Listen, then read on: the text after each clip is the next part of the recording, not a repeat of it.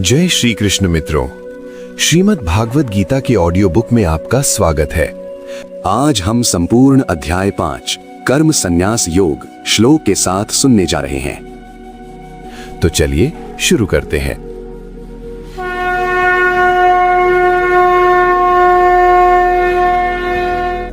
अर्जुन उवाच संन्यासं कर्मणां कृष्ण पुनर्योगं च शांससि यत् श्रेयः एतयोरेकं तन्मे ब्रूहि सुनिश्चितम्। अर्थात अर्जुन ने कहा, हे कृष्ण, आप कर्म के त्याग संन्यास की बात करते हैं, पर साथ ही साथ कर्म योग यानी निस्वार्थ कर्म की बात भी करते हैं। कृपया मुझे स्पष्ट रूप बताएं कि इन दोनों में से कौन सा मार्ग श्रेष्ठ है। श्री भगवान उवाच संन्यासः कर्मयोगश्च निःश्रेयसकरावुभौ तयोस्तु कर्म संन्यासाद् कर्मयोगो विशिष्यते। अर्थात भगवान श्री कृष्ण ने उत्तर में कहा, कर्म का त्याग संन्यास और निस्वार्थ कर्म कर्मयोग दोनों ही परम लाभदायक है, किंतु इन दोनों में से कर्मयोग का मार्ग कर्म के त्याग के मार्ग से श्रेष्ठ है। ज्ञेयः सन्नित्य सन्यासी यो न द्वेष्टि न कांक्षति निर्द्वन्द्वो हि महाबाहो सुखम बंधात् प्रमुच्यते। अर्थात हे महाबाहो, ये समझो कि जो व्यक्ति द्वेष और भौतिक कामनाओं से मुक्त है वही सच्चा सन्यासी है।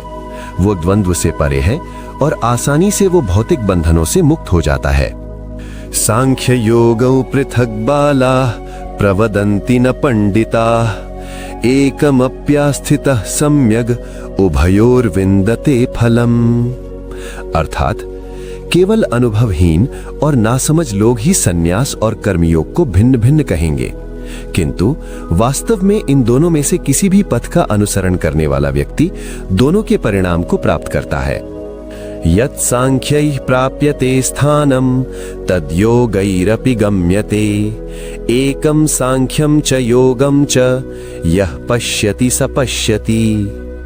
अर्थात जो स्थिति संन्यास से प्राप्त होता है वही स्थिति कर्मयोग से भी प्राप्त होता है। जो व्यक्ति इन दोनों विधियों को समान रूप से देखता है वही सत्य को स्पष्ट रूप से देखता है। संन्यासस्तु महाबाहो दुःखमाप्तुम् अयोगतः योगयुक्तो मुनिर्ब्रह्म न चिरेणाधिगच्छति। अर्थात हे महाबाहो, कर्मयोग के बिना संन्यास दुख का कारण बनता है, परंतु एक बुद्धिमान व्यक्ति जो कर्मयोग को अपनाता है वो शीघ्र ही परम सत्य को प्राप्त कर लेता है। योग युक्तो विशुद्धात्मा विजितात्मा जितेन्द्रियः सर्वभूतात्म भूतात्मा कुर्वन्नपि न लिप्यते। अर्थात जो विशुद्ध आत्मा है वो कर्मयोग में प्रवृत्त रहता है एवं अपने मन और इंद्रियों को नियंत्रण में रखता है। कर्म में प्रवृत्त रहकर भी वो कभी इससे दूषित नहीं होता और सभी जीवों के प्रति वो स्नेह भाव रखता है। नैव किंचित करोमीत्य युक्तः मन्येत तत्त्ववित् पश्य शृण्वन् स्पृशन् जिघ्रन् अश्नन् गच्छन् स्वपन् श्वसन् प्रलपन् विसृजन् गृह्णन् उन्मिषन् निमिषन्नपि इंद्रियाणीन्द्रियार्थेषु वर्तन्तेति धारयन्। अर्थात जो सत्य को जानता है वो भले ही दर्शन, श्रवण, सूंघने, खाने, चलने, शयन करने, श्वास लेने, बोलने, मलोत्सर्ग करने, वस्तु ग्रहण करने एवं पलखें झपकाने में भले ही सक्रिय रहे, वो ये स्पष्ट रूप से समझता है कि उसकी इंद्रियां अपने अपने विषय वस्तुओं में कार्यरत हैं। अतः वो ये समझता है कि मैं कुछ भी नहीं कर रहा हूं। ब्रह्मण्याधाय कर्माणि संगम त्यक्त्वा करोति यः लिप्यते न स पापेन पद्मपत्रमिवाम्भसा। अर्थात जो व्यक्ति सारे बंधनों का त्याग करके अपने सारे कर्मों को परम पुरुष को अर्पित करता है वो व्यक्ति कभी भी अधार्मिकता से दूषित नहीं होता है, उसी तरह जैसे कि एक कमल का पत्ता सदैव जल से अनछुआ रहता है। कायेन मनसा बुद्ध्या केवलैरिन्द्रियैरपि योगिनः कर्म कुर्वन्ति संगम त्यक्त्वात्मशुद्धये। अर्थात एक कर्मयोगी अपने सारे बंधनों का त्याग करके शरीर, मन, बुद्धि एवं इंद्रियों के माध्यम से केवल आत्मशुद्धि के लिए कर्म करता है। युक्तः कर्म फलम त्यक्त्वा शान्तिमाप्नोति नैष्ठिकीम् अयुक्तः कामकारेण फले सक्तो निबध्यते। अर्थात अपने कर्मों के फलों का त्याग करके एक कर्मयोगी शाश्वत शांति को प्राप्त करता है, किंतु एक स्वार्थी कर्मी को अपने कर्म के फल में आसक्ति होता है, अतः वो उन फलों की कामना करता है और इस प्रकार वो कर्म फल के बंधन में बंध जाता है। सर्व कर्माणि मनसा सन्न्यस्यास्ते सुखम वशी नवद्वारे पुरे देहि नैव कुर्वन्न कारयन्। अर्थात अपने इंद्रियों को वश में रखने वाला व्यक्ति अपने मन से सारे कर्मों का त्याग करके स्वयं बिना कोई कर्म किए और न दूसरों को कर्म करने के बिना प्रेरित किए अपने भौतिक शरीर में सुखी रह सकता है। न कर्तृत्वं न कर्माणि लोकस्य सृजति प्रभुः न कर्म फल संयोगम स्वभावस्तु प्रवर्तते।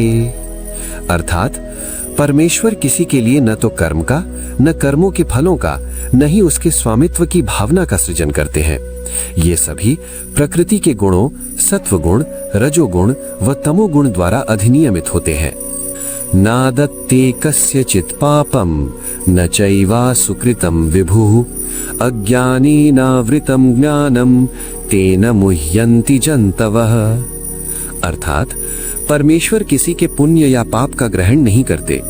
जीवात्माएं अज्ञान से आच्छादित होने के कारण भटके हुए हैं। ज्ञानेन तु तदज्ञानं येषां नाशितमात्मनः तेषामादित्यवद् ज्ञानं प्रकाशयति तत्परम्।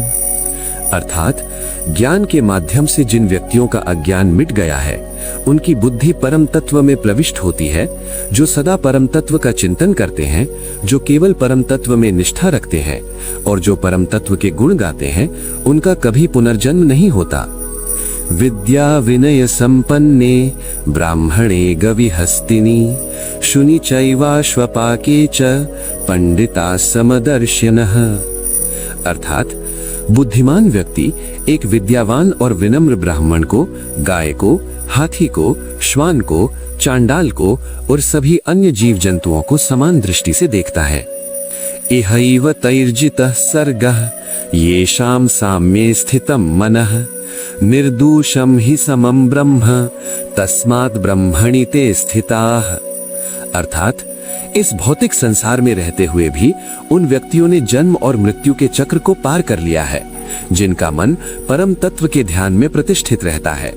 दोष रहित और दिव्य समभाव से शोभित वो सदैव परम तत्व के चिंतन में स्थित रहते हैं। न प्रहृष्येद प्रियम प्राप्य नोद्विज्येत प्राप्य चा प्रियम स्थिर बुद्धिरसम्मूढ़ो ब्रह्मविद् ब्रह्मणि स्थितः। अर्थात स्थिर बुद्धि, अज्ञान रहित, परम तत्व के जानकार और परम तत्व में ही स्थित व्यक्ति न वांछित वस्तुओं की प्राप्ति से कभी प्रसन्न होते हैं, न ही अवांछित वस्तुओं की प्राप्ति से वे कभी दुखी होते हैं। बाह्य स्पर्शेषु असक्तात्मा विन्दत्यात्मनि यत् सुखम स ब्रह्म योग युक्तात्मा सुखम अक्षयमश्नुते। अर्थात जिनका मन बाहरी सुखों से अनासक्त है, वो अंतरात्मा के सुख का अनुभव करते हैं। स्वयं को परम तत्व से युक्त होकर वे असीम आनंद की प्राप्ति करते हैं।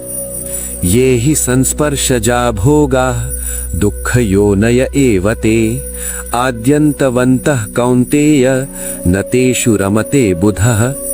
अर्थात विषय वस्तुओं के संपर्क से जो सुख उत्पन्न होता है, वो केवल दुख का कारण बनता है। इस तरह के सुख का प्रारंभ और अंत दोनों ही होता है। इसलिए हे कुंती पुत्र, एक बुद्धिमान व्यक्ति इंद्रिय और उनके संबंधी विषय वस्तुओं में कोई आनंद प्राप्त नहीं करता। शक्नोति हे वशोधोटुम प्राक्शरीर विमोक्षणात् काम क्रोधोद्भवं वेगम युक्तः स योगी नरः।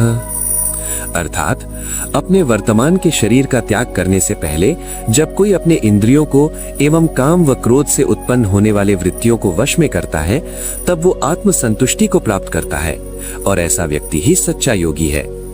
यो अंतः सुखो अंतरारामः तथान्तर्योतिरेव यः स योगी ब्रह्म निर्वाणम ब्रह्मभूतोऽधिगच्छति।